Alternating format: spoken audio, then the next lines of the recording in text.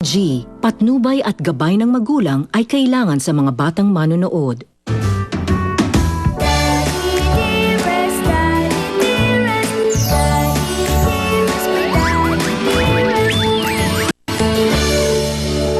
Kailan naman umidad kayo? Tsaka kayo nahilig sa halaman. Hidden camera ito.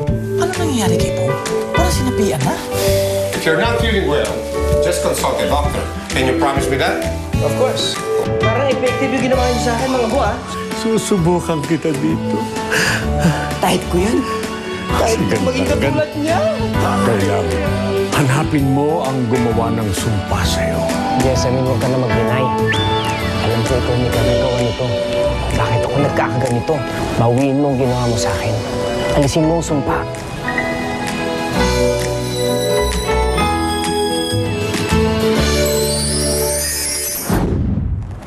Yan na ba yung pampatagal na sumpa?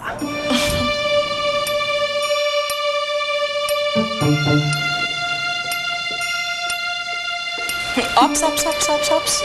Hindi ko ibibigay ito sa'yo ng basta-basta lang. No? Ano ka ba? Bakit? Ano ba kailangan mo? Sorry ka muna. Sorry. Sorry lang. Sorry, niloko kita. Sorry, nagsinungaling ako. Sorry, pinaasa kita. Sorry sa lahat ng mga kasalanan ko sa'yo. Sorry.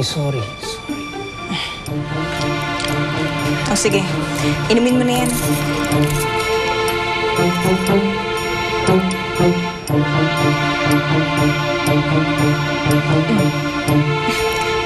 Wala ka man ng thank you. Salamat sa tulong mo nga. Walang anuman, Bong. Basta ngayon matatanggal na yung sinasabi mong kulang. Gaano ba kabilis ang epekto nito, ha? Mga ilang minuto lang, sigurado diretso ka na sa banyo. Para matanggal naman yung sinasabi mong masamang espiritu sa katawan mo. Sandali, bakit ako diretso sa banyo? Ano ka ba? Pampurga yung pinainom ko sa'yo. Pampapurga? Ang ibig mo sabihin, nagsinungaling ka sa akin? Nagsinungaling, niloko, at pinaasa. Tulad ng ginawa mo sa akin.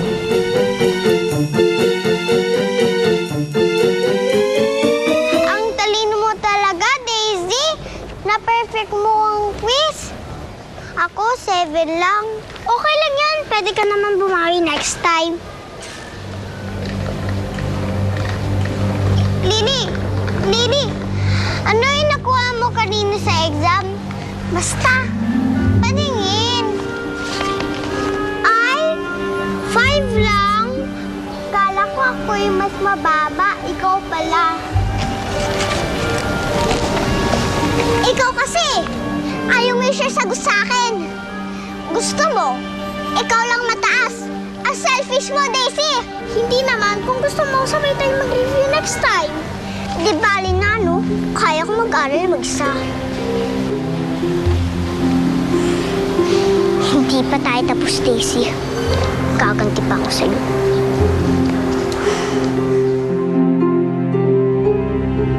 Jessamine, humingi naman ako ng tawad sa'yo, di ba? Lahat ginawa ko. Pwede ba? Nakikiusap ako sa'yo. Bawiin mo na yung sumpa, ha? Sumpa. Ano ba tingin mo sa akin, ha? Magkukulang? Di pa galit na galit ka sa akin. Sinumpahan mo ako, eh. Excuse me, for your information, hindi ako mangkukulam at hindi kita sinumpa kahit kasumpa-sumpa yung ginawa mo sa akin. Katanda-tanda mo na, naniniwala ka pa sa ganun? Ganon.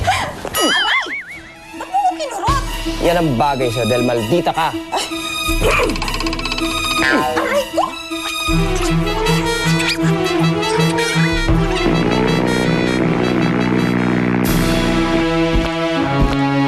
Ang baho!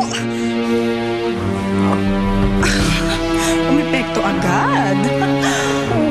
Ayan, sige, lumayas ka. Yan ang nababagay sa'yo. Huwag ka nang babalik.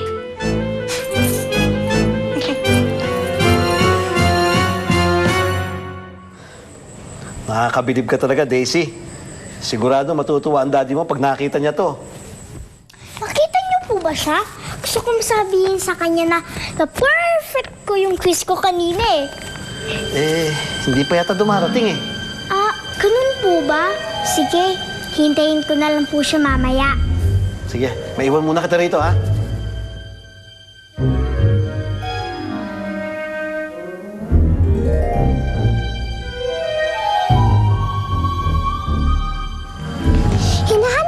Tito Bong, Daisy? Nakita ko siya kanina sa bodega. Hinahanap ko nga rin niya eh. Talaga? Sige, pupuntahan ko siya doon ha. Salamat, Lily.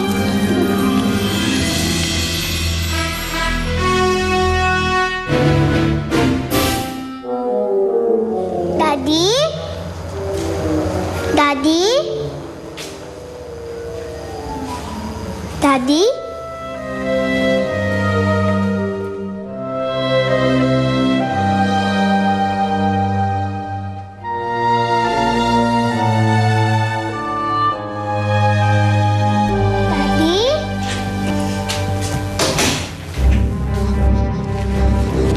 Tulong! Tulong! Buksan niyo to, Lily! Buksan mo to, please! Natatakot na ako! Lily! Lily, buksan mo to! Thank you! Number 5 mo talaga ako sa Thank you! Picture niyo na po ako. Thank you! Ay, dali lang ah. Wait lang ah. Sir, kumusta na pakiramdam nyo? Okay na ako. Bakit parang namumroblema pa rin kayo? Di ba naging successful yung pagbisita nyo kay Jessamine? Okay lang yun, sir. Baka naman di si Jessamine yung talagang babae para sa inyo. Sigurado ako makahanap pa kayo ng ibang tao dyan na karapat-dapat para sa inyo. Talaga? Oo naman, sir. Kaya nga, kahit maraming babaeng umaali-aligid dyan, hindi ko sila na-entertain. Kasi naantay ko yung babaeng destined talaga para sa akin. Maniniwala ba kayo, sir, na hanggang ngayon di pa rin ako nagkakaroon ng seryosong girlfriend? Sa gwapo mong yan, ni isa wala pa? May pa-date, pero wala pa po talaga, sir. Kasi gusto ko yung mga magiging girlfriend ko, siya na rin yung mapapangasawa ko. Siya na yung magiging one true love ko. Nakaka-inlove ka naman. Oh? Ang ibig sabihin, alam mo tama ka eh. Dapat talaga hanapin mo yung one true love mo. Saludo ako sa'yo, pare. Sige, sir. Okay. Buksan niyo yung pinto! Tulong! Buksan niyo yung pinto! Buksan niyo yung pinto! Ba't ba ang dilim dito?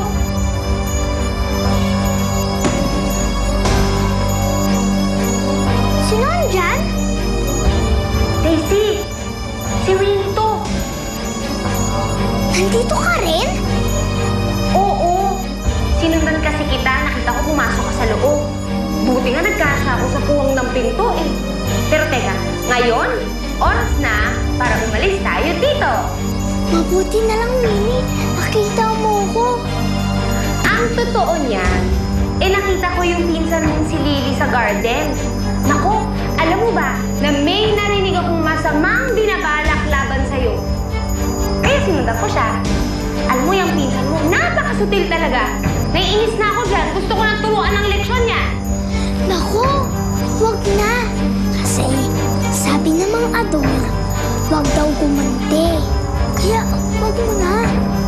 Tama nga naman. Pero sige, palalampasin ko na to. Wala na akong gagawin. Pero tandaan mo, hindi ibig sabihin ng ligtas na siya. Dahil sa mga taong nagkakasala, mabilis bumabalik ang karma.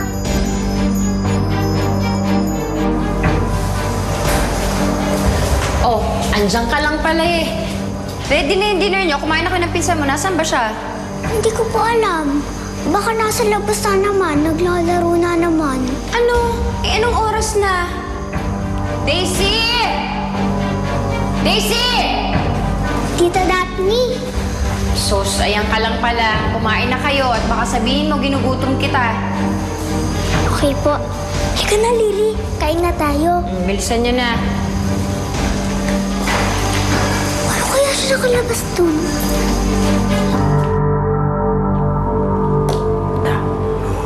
Nag-deny sa akin si Jessamine eh. Sabi niya, hindi raw siyang nasa likod ng sumpa. Kung hindi si Jessamine ang nagpapakulam sa'yo, O baka may ibang babae o may nakagalit ka o nakaaway. Naku, mga ambo, kung ililista ko lahat ng mga babae, baka abutin tayo hanggang bukas. Kanyang kaka-playboy. Oh, sustenido din.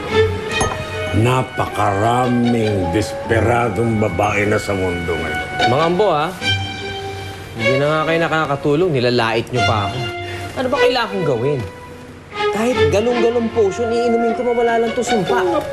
Napakalakas ng kapangyarihan ng sumpa sa'yo. Pasensya na. Para bagang hindi ko kaya anumang lakas ang gawin ko. Pasensya ka na. Hindi kita matutulungan. Hindi kita